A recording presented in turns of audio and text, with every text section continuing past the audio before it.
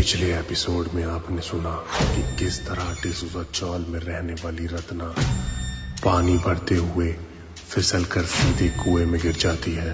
तो आगे क्या रत्ना चाची बच पाती है या नहीं, सुनते हैं। मेरा नाम है अग्नि स्वरूप, पेशे से प्रोफेसर और पैशन से पैरानॉर्मल एक्सपर्ट। कुएं के चारों तरफ लोग इकट्ठे होकर खड़े थे, पर रात के अंधेरे में कुएं के पानी में किसी को रत्ना चाची कहीं नजर नहीं आ रही थी। कुछ देर बाद पुलिस के जवान रत्ना चाची की लाश को कुएं से बाहर लाए और डिसूजा चौल के लोग यह देखकर बहुत चक्के रह गए। थोड़े दिन के बाद डिसूजा चौल वापस नॉर्मल हो गया और 3 दिन के बाद डिसूजा चौल के लोग फिर से कुएं से पानी भरने लगे। फिर एक दिन डिसूजा चौल में ही रहने वाला एक चौकीदार जो अपनी नाइट ड्यूटी करके घर लौट रहा था, उसे एक जोरदार चीख सुनाई दी। लगा जैसे कोई मदद मांग रहा हो। चौकीदार को समझने में थोड़ा वक्त लगा कि चीख की आवाज कहां से आई है। उसने अपने हाथ में ली हुई एक छोटी सी टॉर्च चलाकर उस चीख की तरफ बढ़ना शुरू किया ही था कि उसे पता चला कि ये चीखने की आवाज कुएं से आ रही थी।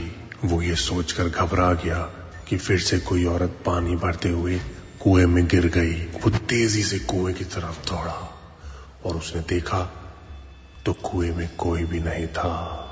उसने जल्दी से अपनी जेब में रखी हुई सीटी जोर जोर से बजानी शुरू कर दी, जिसे सुनते ही चौल के लोग अपने घरों से बाहर आ गए।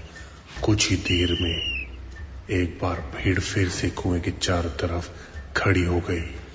सर्वेश भी कुएं के पास ही था और चौकीदार ने सबसे पूछा कि किसी का घर से कोई जना कुएं में पानी भरने तो नहीं आया था, जिस पर सबका जवाब नहीं था।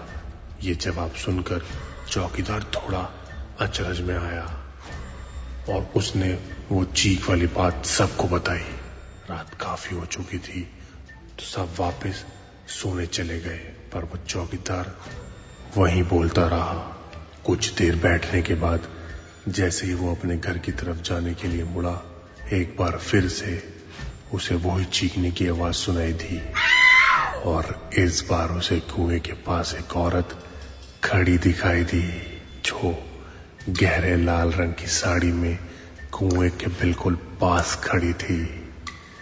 जैसे ही वो कुएं की तरफ बढ़ता, सामने खड़ी औरत उसे देखकर कुएं में कूद गई। ये देखकर चौकीदार सीधा भागकर अपने कमरे में चला गया। चौकीदार ने जो देखा, क्या वो वास्तविक था या सिर्फ उसका एक वहम, जानने के लिए सुनिए डिसूजा चौल का अगला एपिसोड।